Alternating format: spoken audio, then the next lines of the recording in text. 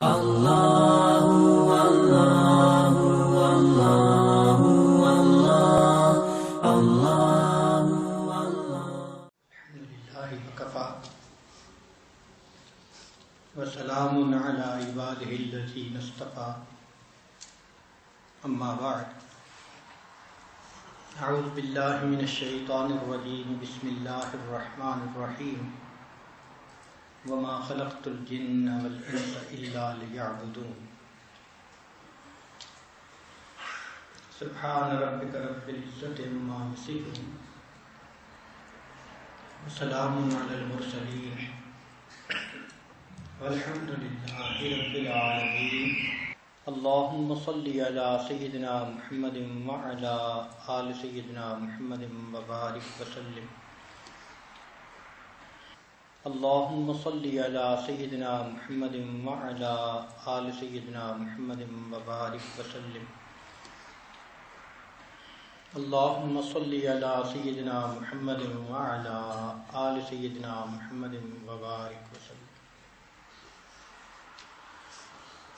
اگر اس کائنات میں ہم اپنے گرد و پیش پر نظر دوڑائیں تو یہ ایک سجے ہوئے محل کی مانند نظر آتی ہے۔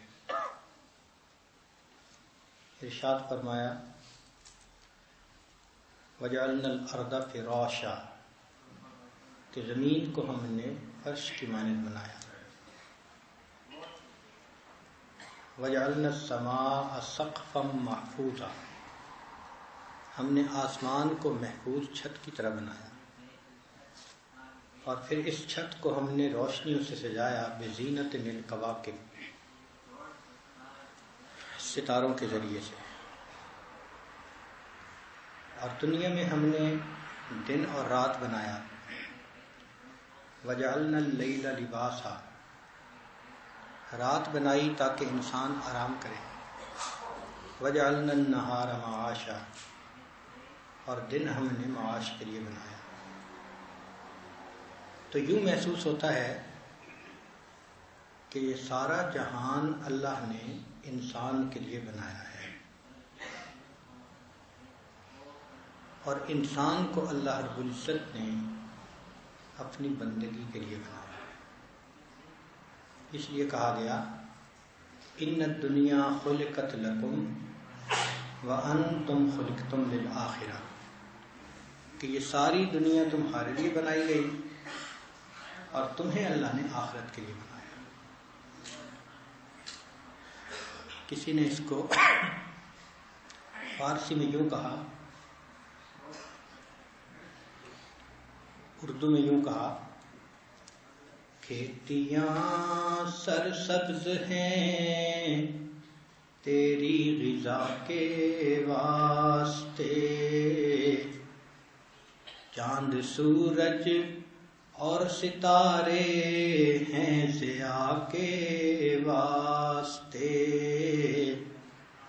بحر و بر شمس و قمر ماء و شما کے واسطے، یہ جہاں تیرے لیے ہے تو خدا کے واسطے۔ تو یہ سارا جہان ہمارے لیے اور ہم خدا کے واسطے۔ اس آیت مبارکہ میں فرمایا کہ ہم نے انسانوں اور جنوں کو نہیں پیدا کیا مگر اپنی بندگی کے لیے۔ تو انسانوں اور جنوں کی خصوصیت کیا ہے؟ کیوں ان کی تخصیص فرمائی؟ مخلوق تو بہت ساری ہے۔ تو اس نقطے کو بھی یوں سمجھیے کہ گھر میں کئی لوگ ہوتے ہیں کام کرنے والے، جن کے ذمے اپنا اپنا کام ہوتا ہے۔ چوکیدار بھی ہوتا ہے، اس کے ذمے گیٹ کے اوپر حفاظت کرنا، چوکیداری کرنا۔ خانسامہ بھی ہوتا ہے، اس کے ذمے کھانے بنانا۔ ڈرائیور بھی ہوتا ہے، اس کے ذمے گاڑی چلانا۔ ہر ایک کی اپنی اپنی ڈیوٹی ہوتی ہے، تو ایک کی ڈیوٹی دوسرے کے ذمے نہیں لگا سکتے۔ کبھی آپ چوکیدار کو یہ نہیں کہیں گے کہ ذرا کھانا بنا لو، کبھی خانسامہ کو یہ نہیں کہیں گے کہ میری گاڑی چلاؤ، کیونکہ ہر ایک کی اپنی ڈیوٹی ہے۔ اسی طرح اس دنیا میں جتنی بھی مخلوق ہے اس کی اپنی اپنی ڈیوٹی ہے۔ فرشتوں کے ذمے بھی کام ہیں جو اللہ نے ذمے لگا دیے، لا یعصون اللہ ما امرهم ویفعلون ما یؤمرون، وہ وہی کرتے ہیں جو ان کو حکم مل جاتا ہے۔ باقی کائنات اللہ کا ذکر کر رہی ہے، وَإِن مِّن شَيْءٍ إِلَّا يُسَبِّحُ بِحَمْدِهِ وَلَٰكِن لَّا تَفْقَهُونَ تَسْبِيحَهُ، تم اس کی تسبیح کو نہیں سمجھ سکتے، مگر کائنات کی ہر چیز ہماری تسبیح بیان کر رہی ہے۔ چاند اور سورج کے ذمے بھی کام ہے، لَلشَّمْسُ يَنبَغِي لَهَا أَن تُدْرِكَ الْقَمَرَ وَلَا اللَّيْلُ سَابِقُ النَّهَارِ وَكُلٌّ فِي فَلَكٍ يَسْبَحُونَ، سب کے سب اپنے مدار کے اندر اللہ کی تسبیح بیان کر رہے ہیں، جو کام ذمے لگا وہ کر رہے ہیں۔ تو یہ وہ نوکر ہیں کہ جن کے ذمے کام متعین ہو چکا، وہ ہمیشہ وہ کام کرتے رہیں گے۔ مگر انسان کا معاملہ جدا ہے، اس کی مثال غلام کی مانند ہے، اور جو غلام ہوتا ہے اس کے ذمے ایک کام نہیں ہوتا، جو مالک کہہ دے۔ غلام جو ہوا وہ یہ نہیں کہہ سکتا کہ میں چوکیداری کروں گا، میں خانسامہ بنوں گا، میں ڈرائیور بنوں گا، نہیں، وہ تو نوکر تھے، تم غلام ہو، تمہارے ذمہ کام ہے ہمیں خوش رکھنا جیسے ہم چاہیں۔ تو اللہ رب العزت نے بندوں کو اپنا غلام بنا کر دنیا میں بھیجا۔ اب اس کا ایک ہی کام ہے، اپنے رب کو راضی کرنا، اسی کا نام بندگی ہے، اسی کا نام عبادت ہے، کہ ہر وقت ہم اپنے مالک الملک کی مرضی کو دیکھیں، وہ چاہتا کیا ہے، اور اس کے مطابق زندگی گزاریں۔ غلام کو دیکھا کہ وہ مالک کے چہرے کی طرف دیکھتا رہتا ہے، آنکھ کے اشارے کو پہچانتا ہے، جو چیز مالک کو خوش کرتی ہے دوڑ دوڑ کے کرتا ہے، جو اسے ناراض کرتی ہے قدم بھی نہیں اٹھاتا، اور اس کا ایک ہی کام ہوتا ہے کہ مالک کا دل خوش کرنا۔ ہم بھی دنیا میں اپنے مالک الملک کے غلام ہیں، ہم بندے ہیں، ہمیں بھی اپنے مالک کی مرضی کو ہر حال میں پورا کرنا ہے، اپنی مرضی پر اللہ کی مرضی کو فائق رکھنا ہے، اپنی مرضی کو چھوڑ دینا ہے اور اللہ کی منشا کو پہچاننا ہے۔ جس طرح غلام اپنے آقا کی منشا کو پہچانتا ہے، اس طرح بندہ بھی اپنے پروردگار کی منشا کو پہچانتا ہے۔ چنانچہ ہمارے اکابر کا معاملہ ایسا ہی تھا۔ ایک بزرگ فرماتے تھے کہ مجھے ایک غلام نے بندگی سکھا دی، میں اسے لے کے آیا، میں نے پوچھا تمہارا کیا نام؟ کہنے لگا جو آپ پکاریں گے وہی میرا نام۔ میں نے پوچھا کیا آپ پہنو گے؟ جو آپ پہنائیں گے وہی میرا لباس۔ میں نے کہا کیا کھاؤ گے؟ جو آپ کھلائیں گے وہی میرا۔ کیا کام کرو گے؟ جو آپ ذمہ لگائیں گے۔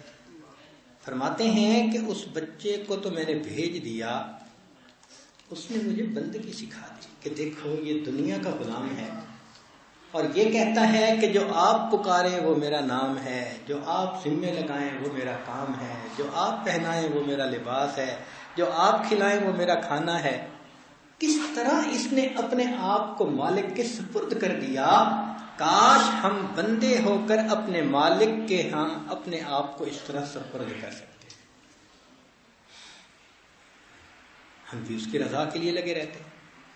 ایک بزرگ فرماتے ہیں کہ ایک باندی بک رہی تھی، لینے والا کوئی نہیں تھا، بہت کمزور تھی، زرد پیلا رنگ تھا، ہڈیاں تھیں، تو لگتا تھا کہ یہ گھر کے کام نہیں کر سکے گی۔ میں نے اس کو خرید لیا۔ جب میں گھر لے کے آیا تو میں نے اس سے پوچھا کہ بھائی کیا کرو گی؟ کہنے لگے جو آپ حکم دیں گے۔ میں نے اسے مختلف کام ذمہ لگا دیے، وہ سارا دن کاموں میں مشغول رہتی۔ رمضان کا مہینہ آ گیا، میں نے کہا چلو رمضان شریف کے لیے کچھ خرید کے لاتے ہیں۔ وہ چل پڑی، مگر کہتی ہے الحمدللہ کہ اللہ نے ہمارے لیے سب مہینے سال کے برابر کر دیے۔ تمہارے لیے فرق ہے نا کہ رمضان آیا ہے تو اب زیادہ عبادت کرنی ہے، تو اس کی حالت یہ تھی کہ سال کے 12 مہینے ایک جیسے۔ کہنے لگے اس کی بات پہ میں بڑا حیران ہوا۔ پھر عید کا وقت آیا تو میں نے کہا کہ چلو عید کے لیے کچھ چیزیں خرید کر لائیں، تو مجھے کہنے لگی کہ عید تو تب ہوگی جب ہمیں اپنے مالک محبوب کی دید ہوگی۔ عید تو اس کو کہتے ہیں نا، عید تو تب ہوگی جب ہمیں اپنے محبوب کی دید ہوگی۔ کہنے کہ میں حیران ہوا کہ اصل میں اس کے دل میں اللہ کی محبت ہے۔ وہ روزانہ عشاء کے بعد میرے پاس آتی اور پوچھتی کہ کوئی کام؟ میں کہتا نہیں، تو وہ چلی جاتی، مصلی بچھا کے نفل پڑھنے شروع کر دیتی اور پوری رات اللہ کے سامنے ہاتھ باندھ کے کھڑی رہتی، تلاوت کرتی رہتی۔ ایک دن میں نے اسے کہا کہ عشاء کے بعد ذرا میرے بستر کو ٹھیک کر دینا، تو وہ میرا بستر ٹھیک کر رہی تھی، میں پاس کھڑا تھا، تو میری طرف دیکھنے لگی۔ میں نے پوچھا کیا دیکھ رہی ہو؟ کہنے لگی کہ آپ کا بھی کوئی مالک ہے؟ مجھے کہنے لگی کہ آپ کا بھی کوئی مالک ہے، یعنی تم میرے مالک ہو تو میں سارا دن تمہارے کام میں لگی رہتی ہوں، اور تم سارا دن اپنے لیے روٹی کماتے ہو، جب رات آ جاتی ہے تو بستر بچھا کے سو جاتے ہو۔ تو اس نے مجھ سے یہ کوسچن پوچھا کہ تمہارا بھی کوئی مالک ہے؟ کہنے لگے اس کی بات میرے دل میں اتر گئی۔ تو میں نے کہا واقعی اپنے مالک کو راضی کرنے کے لیے مجھے بھی کوشش کرنی چاہیے۔ تو میں نے اسے کہا کہ تم میری خدمت کی بجائے اس مالک کی خدمت کرنے کے لیے زیادہ موزوں ہو، میں نے اس کو آزاد کر دیا۔ تو ہمیں ہر وقت یہ سوچنا چاہیے کہ کوئی ہمارا مالک ہے جس کو راضی کرنے کے لیے ہم دنیا میں آئے ہیں۔ جس نے اس کو راضی کر لیا وہ کامیاب، اور جو راضی نہ کر سکا وہ ناکام۔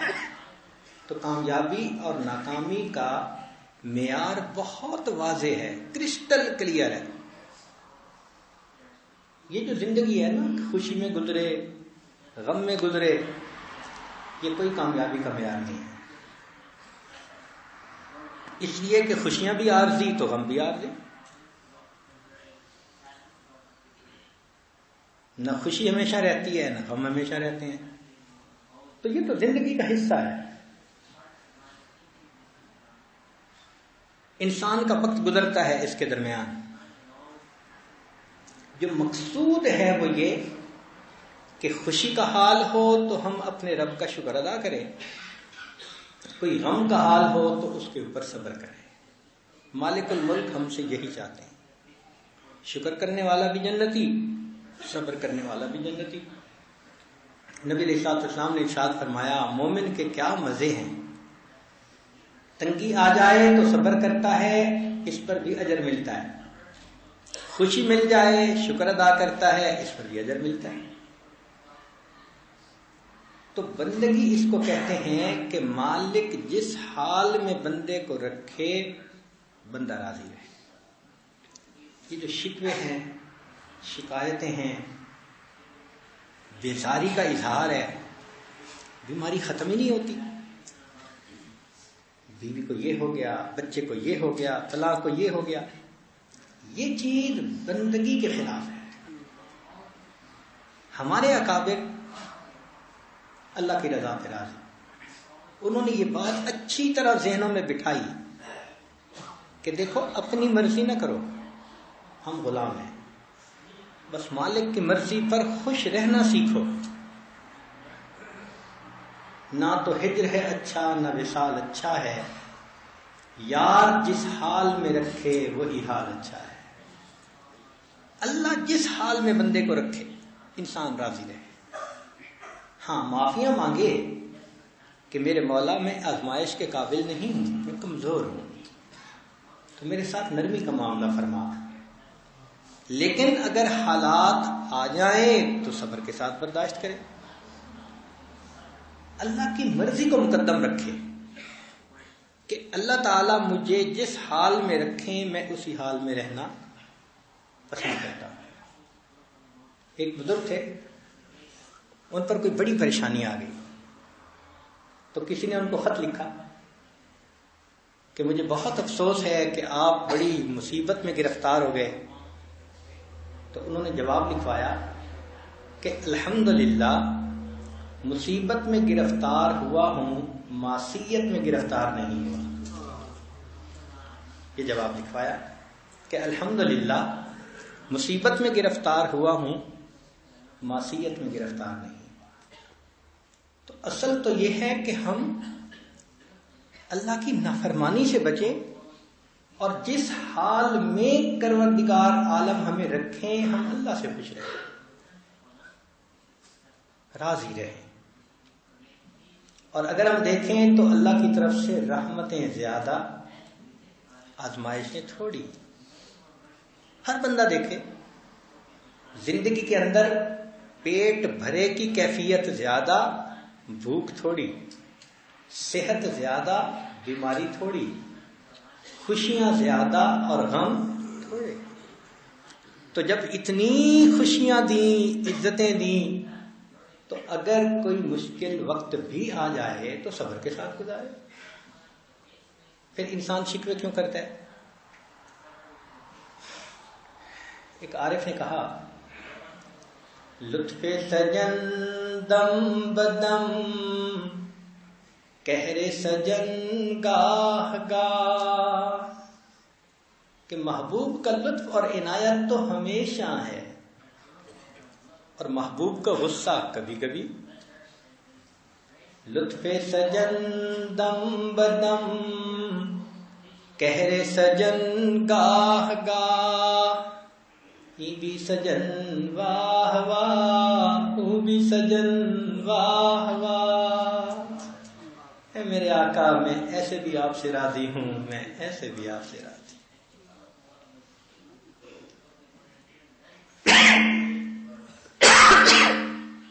حضرت علی رضی اللہ عنہ فرماتے تھے اللہ میرے لیے یہی عزت کافی ہے کہ تو میرا پروردگار ہے. میرے لیے یہی عزت کافی ہے کہ تو میرا پروردگار ہے، اور میرے لیے یہی فخر کافی ہے کہ میں تیرا بندہ.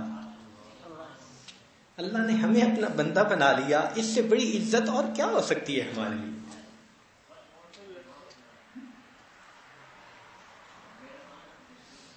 قحط کا زمانہ ہے، ایک غلام حشاش بشاش چہرہ، اچھے کپڑے پہنے ہوئے، بہت اکڑ کے چل رہا ہے. کسی نے کہا بھائی ہر بندہ پریشان ہے، بھوک ہے، فاقہ ہے، مگر تم تو ایسے چل رہے ہو جیسے کوئی غم ہی نہیں. تو اس نے آگے سے کہا کہ تمہیں پتہ نہیں کہ میں امیر شہر کا غلام ہوں. تو وہ بزرگ فرماتے ہیں کہ امیر شہر کا غلام اس بات پہ اتنا خوش ہے کہ میں شہر کے امیر کا غلام ہوں، مجھے کیا پرواہ ہے کسی چیز کی، میرے مالک کے پاس ہر چیز کے خزانے ہیں. تو ایک بندے کو اللہ رب العزت کے خزانوں پر کتنا اطمینان ہونا چاہیے. تو مالک الملک کے غلام ہیں. سری سکتی رحمۃ اللہ علیہ فرماتے ہیں میں طواف کر رہا تھا، ایک صوفی کو دیکھا جو فقیر تھا، کپڑے بھی معمولی سے تھے، وہ چل رہا تھا تو پیچھے سے ایک غلام آیا، بڑے صاف ستھرے کپڑے تھے اور لٹک رہے تھے، ازار لٹک رہا تھا، اور وہ اس صوفی فقیر کے آگے چلا گیا اور اس نے اس کی پرواہ ہی نہیں کی.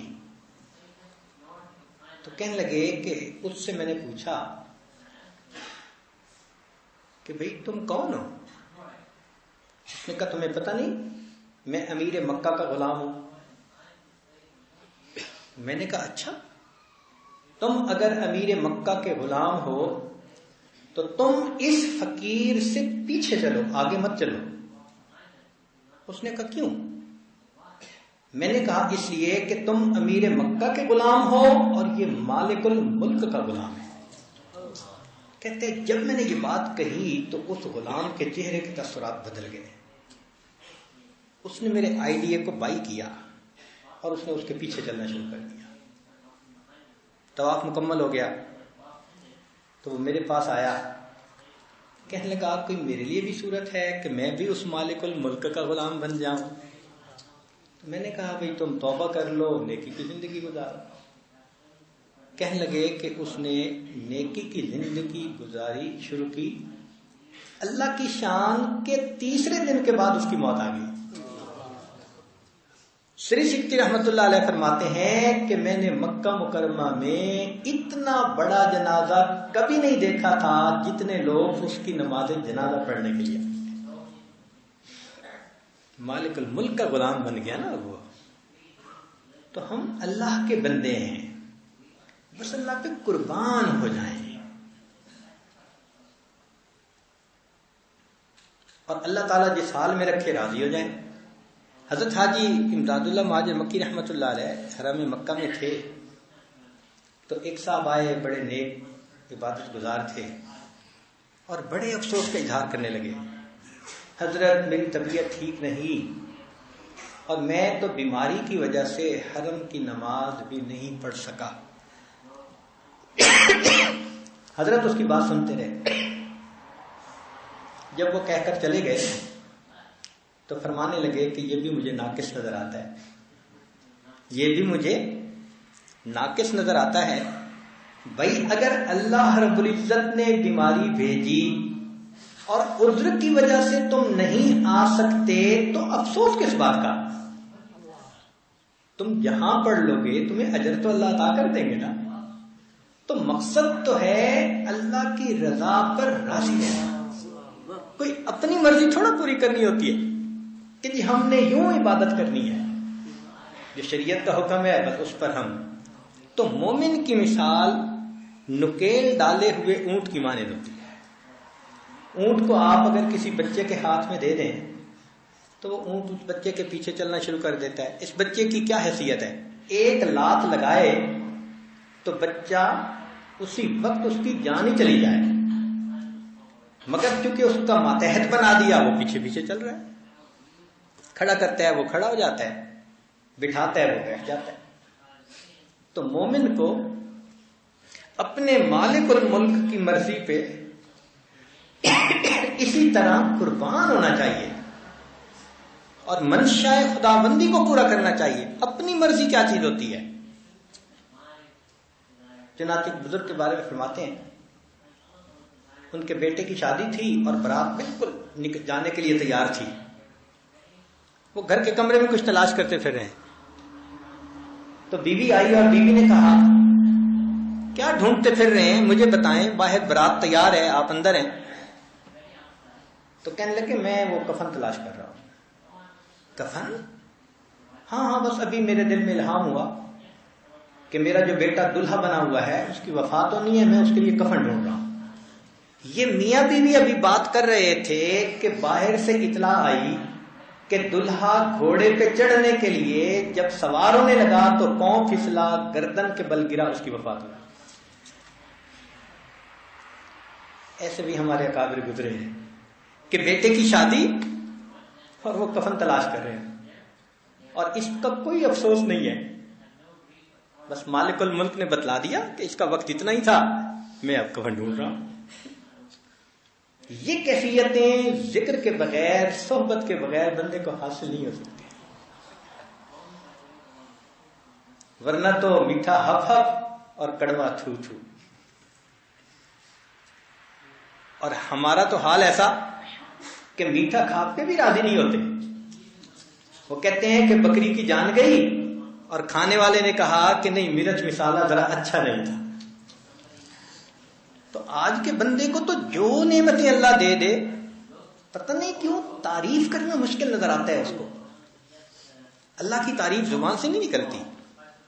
حالانکہ ہمیں تو چاہیے کہ ہم اللہ کی تعریفیں کرتے نہ تھکیں. بیوی خاوند کی تعریفیں کرتے نہیں تھکتی, ماں بیٹے کی تعریفیں کرتے نہیں تھکتی, تو ہم اپنے مالک الملک کی تعریف کرتے کیوں تھک جاتے ہیں؟ ہمیں بھی چاہیے کہ خوب تعریفیں کریں کہ اس اللہ نے ہماری اوقات سے ہمیں بہت زیادہ عطا فرما دیا. چنانچہ علماء نے لکھا ہے کہ عاشق 3 طرح کے ہوتے ہیں. عاشق 3 طرح کے ہوتے ہیں. ایک ہوتے ہیں عاشق ذاتی, ذات کے عاشق, ان کو ذات سے محبت ہوتی ہے. اب جب ذات سے محبت تو محبوب جو برتاؤ کرے وہ خوش ہیں, کیونکہ ذات سے محبت ہے نا. اس کی مثال مجنو کو لیلا کے ساتھ محبت تھی, حالانکہ وہ اتنی کالی تھی کہ اس کے ماں باپ نے لیل رات کے اوپر اس کا نام لیلا رکھا تھا, اتنی کالی تھی. مجنو صاحب کی طبیعت اٹک گئی. چنانچہ ایک شہر کے حاکم تھے, انہوں نے قصہ سنا کہ مجنو لیلا سے اتنی محبت کرتا ہے, تو انہوں نے بلایا لیلا کو کہ میں دیکھوں تو صحیح یہ کیسی مس یونیورس ہے, یہ کیسی بیوٹی کوئین ہے. جب دیکھا تو وہ کالی عام سی لڑکی. تو اس نے کہا از دیگر خوباں تو افزو نیستی, اے لیلا تو باقی حسیناؤں سے کوئی بڑی ہوئی تو نہیں ہے, کوئی ان سے زیادہ حسین تو نہیں ہے. گفت خامش کیوں تو مجنو نیستی. لیلا نے جواب دیا چپ ہو جاؤ, اس لیے کہ تمہارے پاس مجنو کی نظر نہیں ہے. اگر تم مجنو کی نظر سے مجھے دیکھتے تو ساری دنیا میں تمہیں سب سے زیادہ خوبصورت میں نظر آتی. اور یہ مجنو صاحب تو نام تھا ان کا قیس, عقل مند کہتے ہیں قیس کو, لیکن نام پڑ گیا مجنون. وہ اس طرح کہ جب سیدنا امیر معاویہ رضی اللہ عنہ نے خلافت کو سنبھالا تو حسن رضی اللہ تعالی عنہ ان کے حق میں دستبردار ہو گئے تھے. تو یہ کیس جا رہا تھا, حسن رضی اللہ عنہ سے ملاقات ہو گئی, سلام دعا ہوئی. تو حسن رضی اللہ عنہ نے فرمایا بھئی دیکھو اچھا ہوا نا, جو زیادہ حکومت کے اہل تھے میں نے ان کے حق میں دستبرداری کر دی, حکومت انہی کو سجتی ہے. تو یہ حسن اللہ عنہ کا چہرہ دیکھ رہا ہے. تو انہوں نے پوچھا دیکھ کے آ رہے ہو؟ کہنے لگا جی سچی بات تو یہ ہے حکومت لیلا کو سجتی ہے. انہوں نے کہا انت مجنون. تو اس وقت سے اس کیس کا نام مجنون پڑ گیا. ایسا مجنون تھا, اس کی محبت سے ہٹتا ہی نہیں تھا. ایک مرتبہ اس کے والد نے اسے کہا کہ بہت بدنامی ہو گئی, میں نے بہت لوگوں کی باتیں سن لی, چل توبہ کر, میں تجھے حرم لے کے جاتا ہوں. تو یہ والد کے ساتھ حرم چلا گیا. وہاں جا کے دعا کے لیے ہاتھ اٹھائے اور دعا کرتا ہے الہی تبت من کل المعاصی, اے اللہ میں نے سب گناہوں سے توبہ کر لی. الہی تبت من کل المعاصی ولکن حب لیلا لا اتوب. لیلا کی محبت سے توبہ نہیں میں کرتا. جب اس نے یہ بات کہی تو والد نے غصے سے دیکھا. تو جب غصے سے دیکھا کہ تم نے یہ کیا بات کی, تو اس نے اگلا شعر پڑھا. کہنے لگا یا رب لا تسلبنی حبها ابدا ویرحم اللہ ابدا قال آمین. اے اللہ لیلا کی محبت کبھی بھی میرے دل سے مت نکالنا, اور جو میری اس دعا پر آمین کہے اس کی بھی بخشش فرما دینا.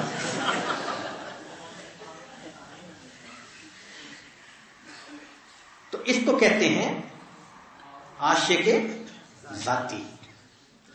دین کے میدان میں دیکھنا ہو تو بہت اکابر گزرے کہ جن کی منشا بس اللہ کی رضا تھی.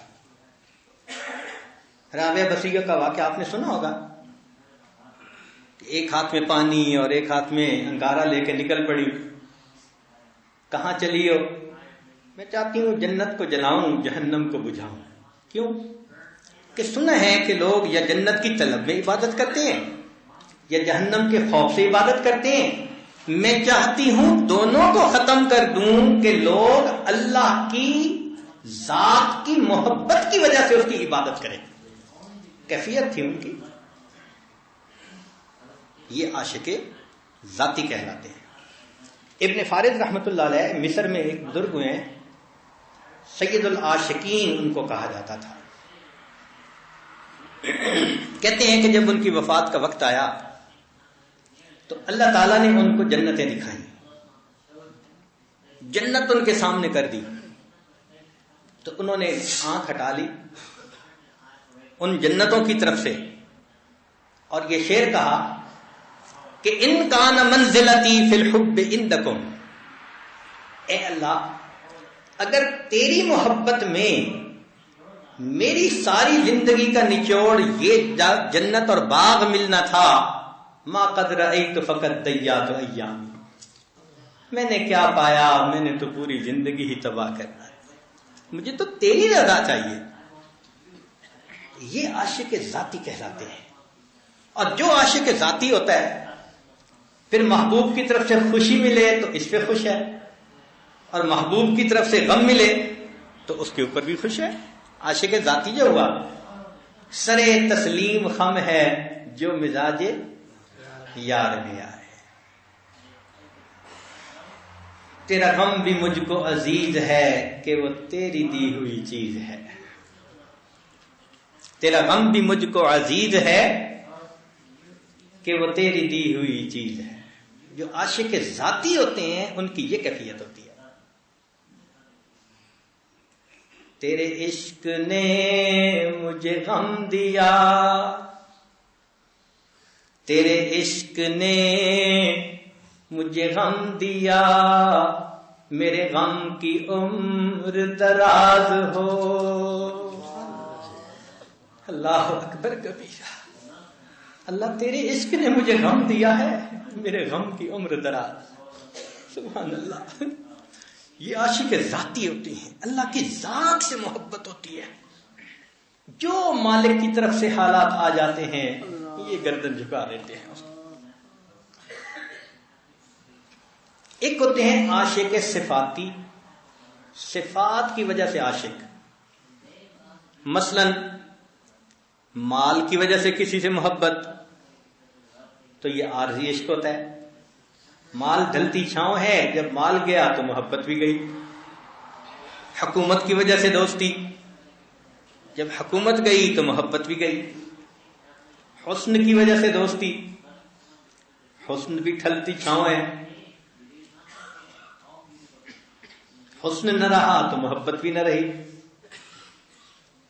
تو عاشق صفاتی یہ ہمیشہ کمزور عاشق ہوتے ہیں.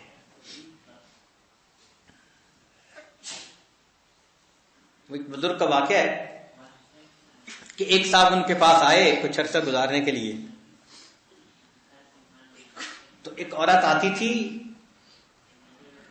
نجاست گندگی اٹھانے کے لیے, تو ان صاحب کی نظر اٹھتی تھی. پھر وہ بیمار ہو گئی, تو جب کچھ دنوں کے بعد آئی تو اس نے آنکھ اٹھا کے بھی نہ دیکھا. اس نے حضرت کو بات بتا دی, تو حضرت نے اس کو بلا لیا اور فرمایا کہ دیکھو بھائی, یہ عورت جب پہلے تمہارے پاس سے گزرتی تھی تو تم للچائی نظروں سے دیکھتے تھے, اور اب اس کا پیٹ خراب ہوا اور اس کی ڈی ہائیڈریشن ہو گئی, بیمار کمزور ہو گئی, تو اب تم نے دیکھا ہی نہیں. اس کی وجہ یہ کہ جس چیز سے تمہیں محبت تھی وہ چیز اب اس میں نہ رہی، تو اتنے دن یہ عورت فلاں جگہ پر اپنی گندگی کرتی رہی ہے، تم جاؤ اور اپنے محبوب کو وہاں سے لے لو۔ تو ظاہری حسن کی انتہا تو یہی ہے نا، کس کا حسن سلامت رہا؟ آج چہرہ گلفام کی مانند ہے تو ذرا بڑھاپا آتا ہے وہی چہرہ چھوارے کی مانند بن جاتا ہے۔ تو عاشق صفاتی یہ بھی کمزور عاشق ہے۔ اور ایک اور تیسری قسم کا عشق ہے جس میں ہم مبتلا ہیں، وہ ہے عاشق احسانی۔ عاشق احسانی کون ہوتے ہیں؟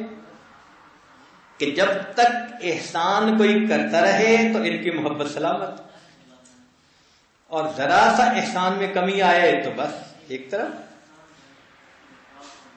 بالکل ہماری مثال یہی ہے، اللہ کی طرف سے حالات بالکل ٹھیک رہیں تو ہم بھی ذوق شوق سے نمازیں پڑھتے ہیں، ذرا کاروبار میں کوئی اور ہوا نمازیں ہی گئی، بھائی مسجد میں نہیں آتے، اور جی بس ذرا کاروباری پریشانی ہے، ٹھیک ہو جائے گی تب آؤں گا۔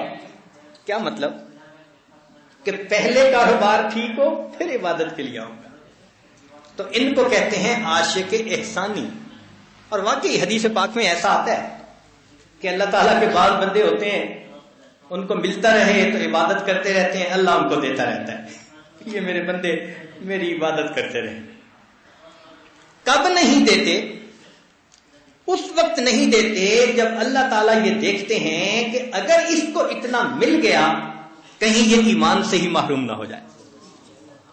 کئی دفعہ بندہ مال برداشت نہیں کر سکتا تو پھر اللہ تعالیٰ ذرا تنگی دے دیتے ہیں کہ بھئی دے دیا تو یہ فرعون کے بول بولنے شروع کر دیں گے۔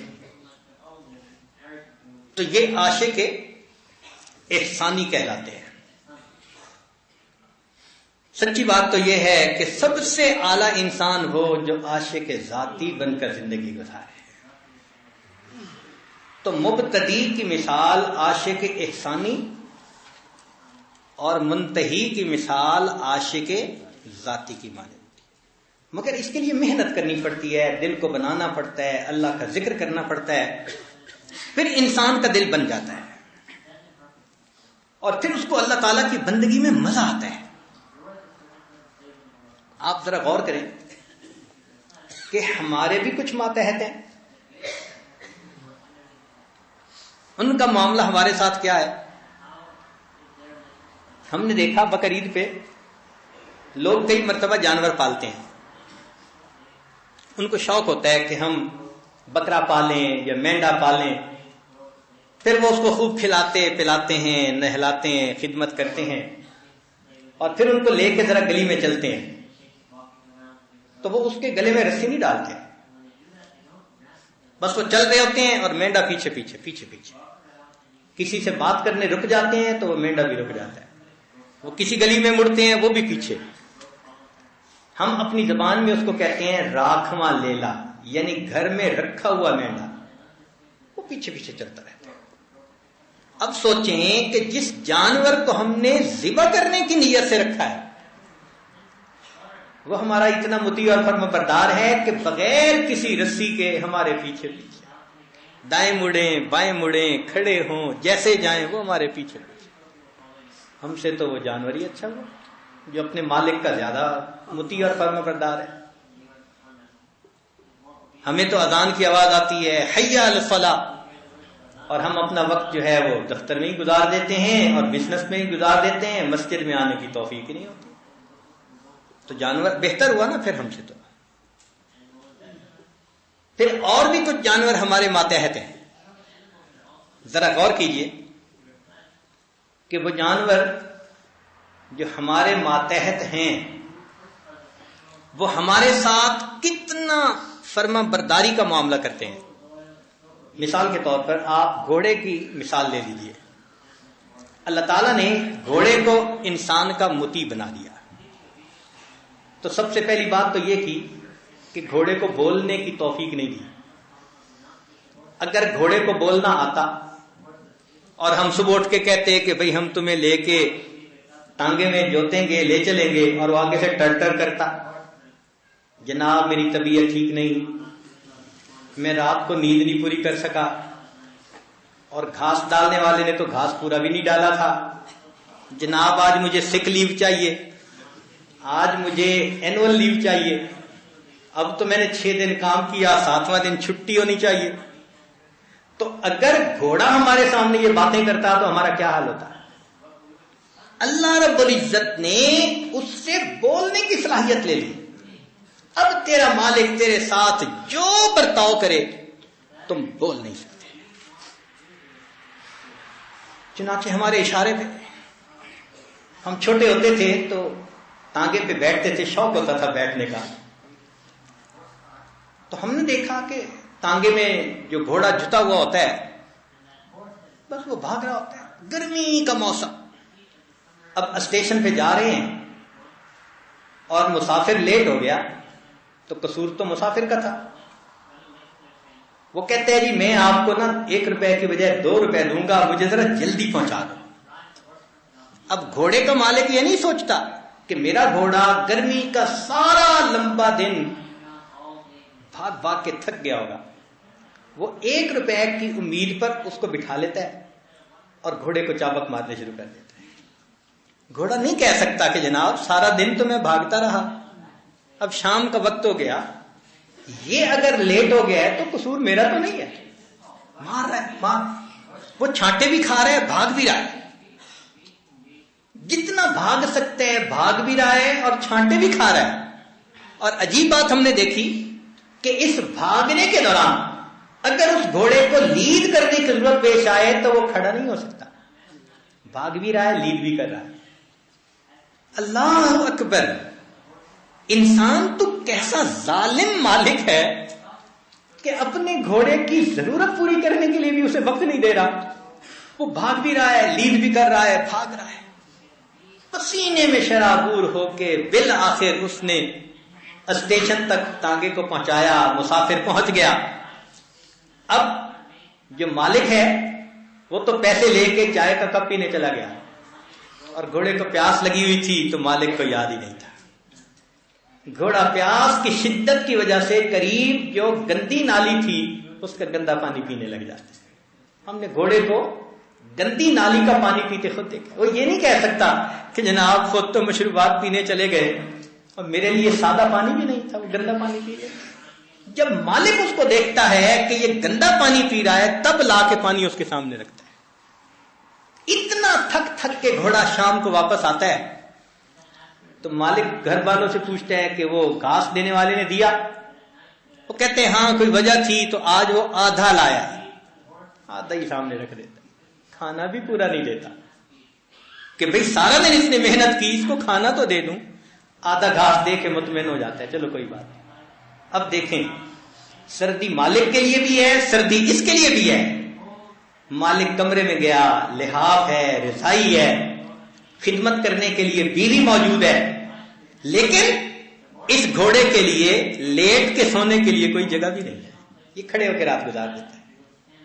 زیادہ سے زیادہ اگر گھوڑا تھک جائے تو بیٹھ جاتا ہے، لیٹ کے سو تو نہیں نہ سکتا. سارا دن جس نے محنت کی اللہ نے اس کو رات کو لیٹ کر سونے کی توفیق نہیں. تم کھڑے نیند پوری کرو یا بیٹھے نیند پوری کرو. مالک کے لیے رضائی، کوئی گھوڑے پہ بھی رضائی ڈالتا ہے، سردی تو اس کو بھی لگ رہی تھی. کئی دفعہ ہم نے دیکھا کہ باہر سے گھوڑا اندر باندھنا تھا اور مالک سو گیا، گھوڑا ساری رات ٹھنڈ میں کھڑا رہتا. صبح مالک کو وہ شکوہ نہیں کر سکتا کہ جناب آپ تو رضائی کے ساتھ جا کر مزے سے لیٹ گئے اور میں تو ساری رات سردی میں ہی کھڑا رہا. بھوک ہے مگر بھوک مٹانے کے لیے پورا کھانا نہیں، پیاس ہے، مشروبات نہیں، شہوت ہے، بیوی نہیں. اس کو بھی تو دیکھو نا، وہ بھی تو جاندار ہے نا. انسان کو دیکھو، یہ اللہ کا غلام بنا، اللہ نے کیا کیا نعمتیں عطا فرما دی. اور جب اللہ نے انسان کا غلام بنایا، ماتحت بنایا، وہ دیکھو کتنا بے بس ہے انسان کے سامنے. اللہ اکبر کبیرہ.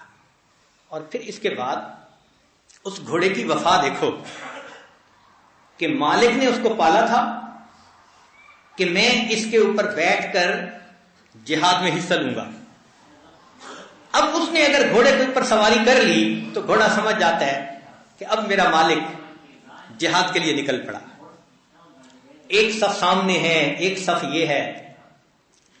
جنگ شروع ہوتی ہے تو دشمن تیر برساتا ہے اور وہ تیر انسان کو تو کم لگتے ہیں چونکہ وہ بچتا ہے، گھوڑے کو لگ رہے ہوتے ہیں. اس کے جسم میں تیر چپ رہے ہیں، خون کے فوارے چھوٹ رہے ہیں. وہ گھوڑا پیچھے بھی بھاگ کے جا سکتا تھا، پیچھے نہیں جاتا. گھوڑا جانتا ہے اب یہ وفا دکھانے کا وقت آ گیا، اب مجھے پیچھے نہیں ہٹنا. اس کے جسم پہ تلوار لگے، تیر لگے، نیزہ لگے، گھوڑا مالک کے اشارے کو پہچانتے ہوئے بڑھتا ہے، صفوں کو چیرتا ہوا چلا جاتا ہے، اپنی جان قربان کر دیتا ہے، مالک کے اشارے کی لاج رکھ لیتا ہے. انسان تیرا ماتحت اس کے اندر اتنی وفا، اور تم مالک کا غلام اور تیرے اندر اتنی بھی وفا نہیں کہ حیا علی الصلاۃ کی آواز آتی ہے تو اپنی دکان سے اٹھ کے مسجد میں آ جائے، تو گھر سے اٹھ کے مسجد میں آ جائے. اللہ کے حکم کی اتنی بھی احساس نہیں ہوتا. اللہ اکبر کبیرہ. واقعی جن کو اللہ نے ہمارا ماتحت بنایا انہوں نے ماتحتی کا حق ادا کر دیا، اور ہم نے اپنے اللہ کی ماتحتی کا حق ادا نہ کیا.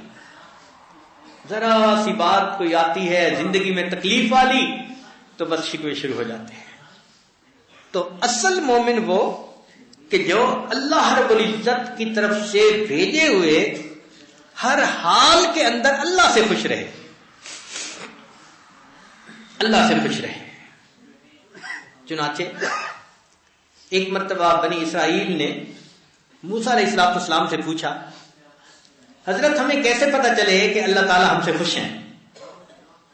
تو موسیٰ علیہ السلام کو حضور پر گئے، اللہ رب العزت سے پوچھا، اے پروردگار عالم، قوم پوچھتی ہے کہ کیسے پتہ چلے کہ آپ خوش ہیں؟ تو رب کریم نے فرمایا کہ میرے پیارے موسیٰ علیہ السلام یہ بہت آسان ہے دیکھنا. کیسے؟ ان لوگوں سے کہو اگر یہ اپنے دلوں میں مجھ سے خوش ہیں تو میں پروردگار ان سے خوش ہوں، اور یہ اگر اپنے دلوں میں شکوے رکھتے ہیں تو میں بھی ان سے خوش نہیں. اور یہ جو ہم بیٹھ کے تذکرے کرتے ہیں نا، یہ نہیں ہوا، وہ نہیں ہوا، یہ نہیں ملا، یہ اصل میں مالک کے شکوے ہی ہوتے ہیں. نہیں، ایسے نہیں کرنا چاہیے. بس اللہ نے جو حال رکھا اس حال میں انسان خوش رہے، صبر کرے، اللہ سے مانگے. اللہ تعالیٰ یہ چاہتے ہیں کہ شکوے کر رہے ہیں تو مجھ سے کرے. انما اشکو بسی وحزنی الی اللہ، اللہ کے سامنے کرو نا. لیکن 2 رکعت تہجد پڑھنے کی تو توفیق نہیں ہوتی، تو اللہ کے سامنے ہم کیا اپنے شکوے شکایتیں کریں گے؟ سارا دن مخلوق کے سامنے ہم اللہ کے بارے میں باتیں کرتے رہتے ہیں. تو جو اللہ والے ہوتے ہیں وہ اللہ رب العزت سے ہر حال میں راضی ہوتے ہیں. اس لیے حدیث پاک میں ہے کہ جو شخص صبح میں 3 دفعہ اور شام میں 3 دفعہ یہ پڑھ لے، رضیت باللہ ربا وبمحمد النبی وبالاسلام دینا، تو نبی علیہ السلام نے ارشاد فرمایا، کان حقا علی اللہ ان یرضیہ یوم القیامہ، اللہ پر حق ہو جاتا ہے اللہ قیامت کے دن اس بندے کو راضی کرے. تو ہم اتنا کہہ دیں اللہ ہم آپ سے راضی ہیں، نبی علیہ السلام فرماتے ہیں اللہ کے ذمے ہو جاتا ہے اللہ قیامت کے دن اس بندے کو راضی کر دے. کتنا کریم پروردگار ہے اور کتنا وہ بڑا مہربان ہے.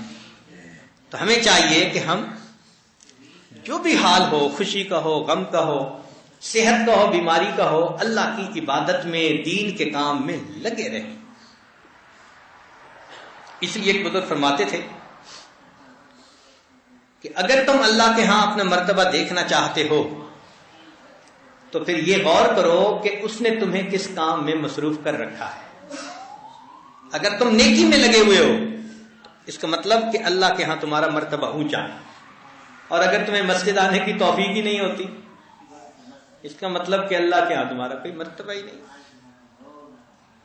تو جیسے دفتر پابندی سے جانا ہماری ذمہ داری، مسجد میں پابندی سے آنا اس سے بھی بڑی ذمہ داری ہے، کیونکہ ادھر مالک کی طرف سے اعلان ہوتا ہے اللہ اکبر، آ جاؤ اللہ کے گھر کی طرف جو سب سے زیادہ بڑا ہے۔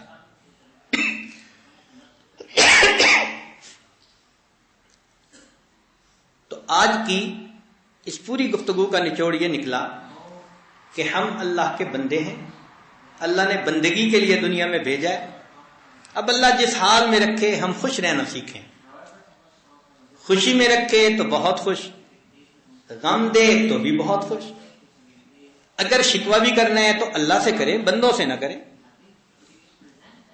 اپنی رضا کو اللہ کی رضا میں گم کر دیں۔ جب ایسا کریں گے تو پھر اللہ رب العزت کے فرما بردار بندوں میں ہم بھی شامل ہو جائیں گے۔ ہمارے علاقے میں ایک مجذوب بزرگ گزرے ہیں، بلے شاہ، علاقائی زبان میں انہوں نے کچھ اشعار کہے۔ یہ عاجز پڑھتا ہے مگر اس کا ترجمہ کر دے گا تاکہ آپ سمجھ سکیں۔ فرماتے ہیں راتیں جاگیں تے شیخ سڈاویں، راتیں جاگن کتے تیتھوں اتے۔ تو رات کو جاگتا ہے تہجد کی خاطر اور اپنے آپ کو ولی کہلواتا ہے، تجھ سے تو کتے زیادہ آگے نکل گئے۔ تو رات کو جاگتا ہے اور اپنے آپ کو ولی کہلواتا ہے، کتے تجھ سے اس معاملے میں آگے نکل گئے۔ رکھا سکھا ٹکڑا کھا کے دن جا رکھاں وچ ستے تیتھوں اتے۔ وہ بھی ساری رات جاگ کر مالک کے گھر کا پہرا دیتا ہے کتا، مگر صبح اس کے پاس سونے کے لیے بستر نہیں ہوتا، دیوار کی ساتھ لگ کے کسی درخت کی اوٹ میں بستر اس کا زمین ہے، اسی کے اوپر لیٹ جاتا ہے، نہ تکیہ ہے نہ رضائی ہے۔ ہم رات کی ڈیوٹی کر کے آئے نا تو صبح کے وقت گھر میں کرفیو ہوتا ہے، بیوی بچوں کی منتیں کرتی پھر رہی ہوتی ہے، خدا کا واسطہ شور نہ کرو میری کم بختی آ جائے گی، اور ہم کہتے ہیں کہ ہم نے رات کی ڈیوٹی کی ہے، پھر ایئر کنڈیشن کمروں میں آ کے وقت گزارتے ہیں۔ اور کتے کو دیکھو اور ہمیں دیکھو، اللہ نے کھانے کے لیے کیا کیا نعمتیں دی، اور کتے کو کیا ملتا ہے؟ ہڈیاں ملتی ہیں، وہ بھی بچی ہوئی، خشک روٹی کا ٹکڑا، اور اس خشک روٹی کے پیچھے وہ مالک کا اتنا وفادار کہ ساری رات جاگ کے گھر کا پہرا دیتا ہے۔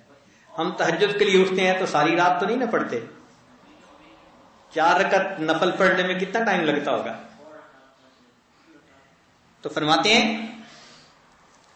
راتی جاگیں تے شیخ سڈاویں، راتی جاگن کتے تیتھوں اتے۔ رکھا سکھا ٹکڑا کھا کے دن جا رکھاں وچ ستے تیتھوں اتے۔ در مالک دا مول نہ چھوڑن، بھاویں مارے 100 جتے تیتھوں اتے۔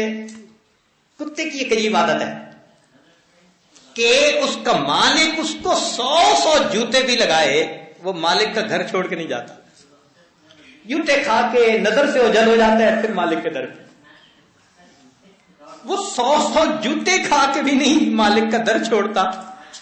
اور ہم چھوٹی سی پریشانی آتی ہے سب سے پہلے جو در چھوٹتا ہے وہ خدا کا در۔ مسجد نہیں آ سکے، وہ جی فلاں بیمار، فلاں کام، فلاں مصروفیت، فلاں یہ ہو گیا۔ در مالک دا مول نہ چھوڑن، باویں مارے 100 جتے تیتھوں اتے۔ اٹھ بلیا تو یار منا لے، نہیں تے بازی لے گئے کتے تیتھوں اتے۔ او بلے شاہ، رات کا آخری پہر ہے، اٹھ تو بھی اپنے یار کو منا لے، ورنہ تو کتے تجھ سے بازی لے گئے۔ اللہ اکبر کبیرہ۔ تو ہم اللہ کے بندے ہیں، بندگی کے لیے دنیا میں آئے ہیں، ہم اپنے اللہ سے راضی رہنا سیکھیں۔ وما خلقت الجن والانس الا لیعبدون۔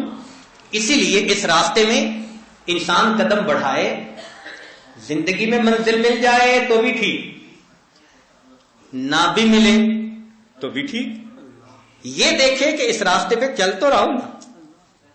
یابم پورا یا نہ یابم آرزوئے می کنم، میں پاؤں محبوب کو یا نہ پاؤں، میں محبوب کی آرزو تو رکھتا ہوں، حاصل آید یا نہ آید جستجوئے می کنم.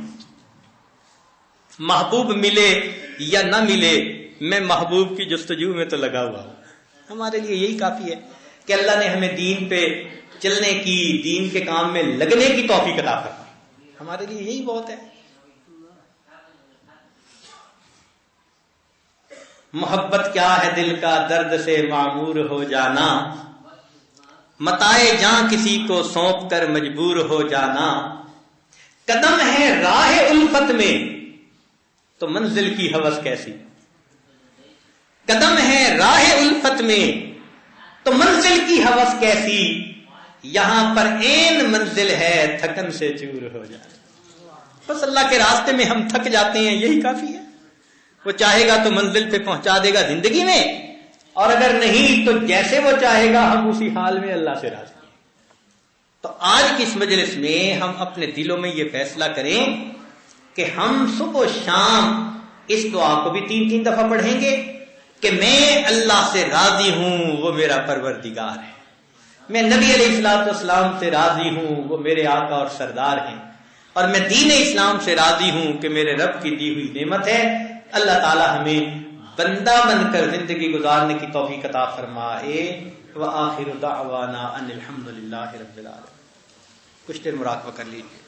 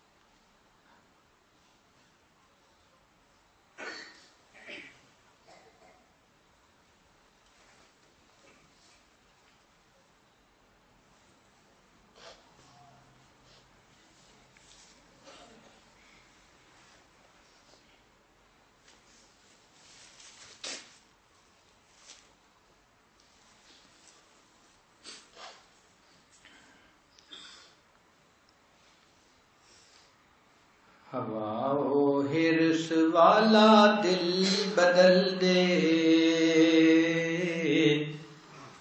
میرا غفلت میں ڈوبا دل بدل دے. بدل دے دل کی دنیا دل بدل دے، خدایا فضل فرما دل بدل دے.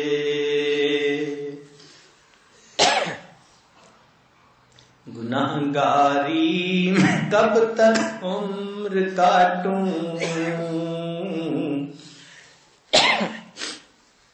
گناہگاری میں کب تک عمر کاٹوں، بدل دے میرا رستہ دل بدل دے. سنوں میں نام تیرا دھڑکنوں میں، سنوں میں نام تیرا دھڑکنوں میں، مزہ آ جائے مولا دل بدل دے. ہٹا لوں آنکھ اپنی ماں سوا سے، جیوں میں تیری خاطر دل بدل دے. یہ کیسا دل ہے سینے میں الہی، جو زندہ بھی ہے مردہ دل بدل دے. پڑا ہوں تیرے در پر دل شکستہ،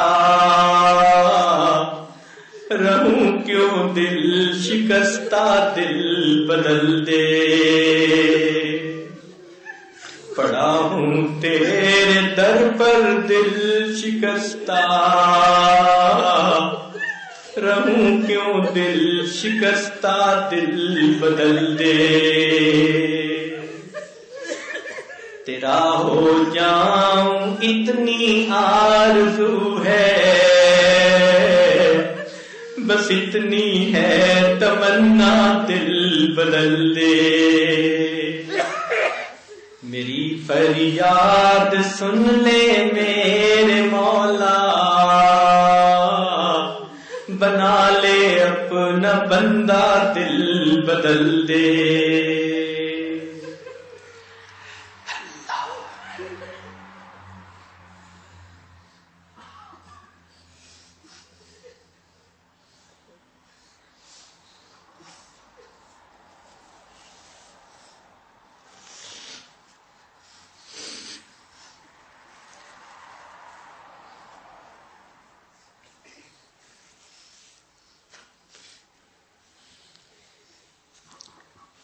لا الہ الا اللہ محمد رسول اللہ. سبحان ربی جلال الوقار.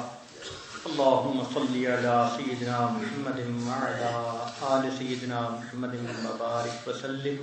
اے کریم آقا، ہم ظاہر میں بندے ہیں، حقیقت میں نہایت گندے ہیں. اللہ ہمارے اندر کی گندگیوں کو دور فرما، دلوں کی ظلمت کو دور فرما، دلوں کی سختی کو دور فرما، دلوں کو منور فرما، دل کی دنیا کو آباد فرما. اللہ ہماری نگاہوں کو پاک فرما، دلوں کو صاف فرما، سینوں کو اپنی محبت سے لبریز فرما. اپنے عشق کی آتش ہمارے سینوں میں پیدا فرما. ہمارے آنگن سے اپنے ذکر کو جاری فرما، روئے سے اپنے ذکر کو جاری فرما. ہڈی ہڈی بوٹی بوٹی میں اپنی محبت پیدا فرما. میرے مولا، ہمیں بندہ بن کر رہنے کی توفیق عطا فرما. اللہ آپ کی دی نعمتیں کھاتے ہیں، آپ کے حکموں کو توڑتے ہیں، نافرمانیاں کرتے ہیں، منمانیاں کرتے ہیں. اللہ آپ کے تحمل پہ قربان جائیں. میرے مولا، آپ کی رحمتوں پہ قربان جائیں. اللہ ہمارے حال پر رحمت کی نظر فرما دیجیے. ان دلوں کو اللہ نیکی پر جما دیجیے. اللہ ہمیں نیکی میں سکون عطا کر دیجیے. اے اللہ رحمت کا معاملہ فرمائیے. جو پریشان حال ہیں ان کی پریشانیوں کو دور کر دیجیے. جو نعمتیں اللہ آپ نے دی ہیں ان نعمتوں کو اور زیادہ فرمائیے. ہمیں ان کی قدردانی کی توفیق عطا فرمائیے. اے اللہ، جنہوں نے دعاؤں کے لیے کہا ان کی نیک مرادوں کو پورا فرما. ہمارے والدین عزیز اقارب مشائخ جو فوت چکے ان کی مغفرت فرما. جن کی آپ نے مغفرت کر دی قرب کے اعلیٰ درجات عطا فرما. اللہ، یہ رمضان کا آخری عشرہ ہے. آپ کے پیارے حبیب صلی اللہ علیہ وسلم نے بتلایا، اولها رحمت اوسطها مغفرت آخرها عتق من النار. اللہ، یہ آگ سے آزادی کا عشرہ ہے. اللہ ہمیں جہنم سے آزاد فرما دیجیے. میرے مولا، رحمت کا معاملہ فرما دیجیے. اللہ، آپ کے حبیب صلی اللہ علیہ وسلم نے آمین کہی تھی بد دعا کے اوپر. برباد ہو جائے وہ شخص جس نے رمضان کا مہینہ پایا، مغفرت نہ کروائی. اللہ، ہم نہیں جانتے ہماری مغفرت ہوئی یا نہیں ہوئی. میرے مولا، اگر مغفرت نہ ہوئی تو بربادی ہوگی. اللہ، برباد ہونے سے بچا لیجیے. اللہ، مہربانی کر دیجیے، رحمت کر دیجیے، کرم کر دیجیے. اللہ، ہم پر ترس کھا لیجیے. اللہ، ترس کھا لیجیے. اللہ، اپنے بندوں پہ ترس کھا لیجیے. اللہ، سخی کے دروازے پہ فقیر جمع ہو جائیں، وہ بھی لحاظ کر لیتا ہے. اللہ، یہ آپ کے بندے دور قریب سے چل کر آئے ہیں، تیرے دروازے پر اللہ جمع ہے. اللہ، اٹھے ہاتھوں کی لاج رکھ لیجیے، لاج رکھ لیجیے. اللہ، کرم کر دیجیے، مہربانی فرما دیجیے. اللہ، ہماری ان دعاؤں کو اپنی رحمت سے قبول فرما. آنے والے وقت کو گزرے وقت سے بہتر فرما. آنے والی زندگی کو گزری زندگی کا کفارہ بنا. جنہوں نے دعاؤں کے لیے کہا، اللہ ان کی نیک مرادوں کو پورا فرما. اللہ، جو مہمانوں کی خدمت میں مرد لگے ہوئے ہیں یا کھانا بنانے والی عورتیں ہیں، اللہ سب کی خدمت کو قبول فرما۔ اس شہر کے جتنے ایمان والے ہیں اللہ سب کو اپنے مقبول بندوں اور بندیوں میں شامل فرما، اور جن کو ایمان کی نعمت نہیں ملی اللہ ان کو ہدایت کی نعمت نصیب فرما۔ پوری دنیا میں ہدایت کی ہواؤں کو عام فرما، مدارس عربیہ کی حفاظت فرما، دعوت و تبلیغ کے کام کی حفاظت فرما، یہاں اللہ لوٹی ہے ان خانقاہوں کی حفاظت فرما، اقامت دین کی کوششوں کی حفاظت فرما۔ اللہ ہمارے روزوں کو قبول فرما، تراویح کو قبول فرما۔ اس رمضان کو اللہ ہمارے لیے اللہ اپنے قرب کا ذریعہ بنا، اپنی رضا حاصل ہونے کا ذریعہ بنا۔ کریم آقا ہماری ان دعاؤں کو اپنی رحمت سے قبول فرما۔ صلی اللہ تعالی علی حبیبہ سیدنا محمد وآلہ واصحابہ اجمعین برحمتک یا ارحم الراحمین۔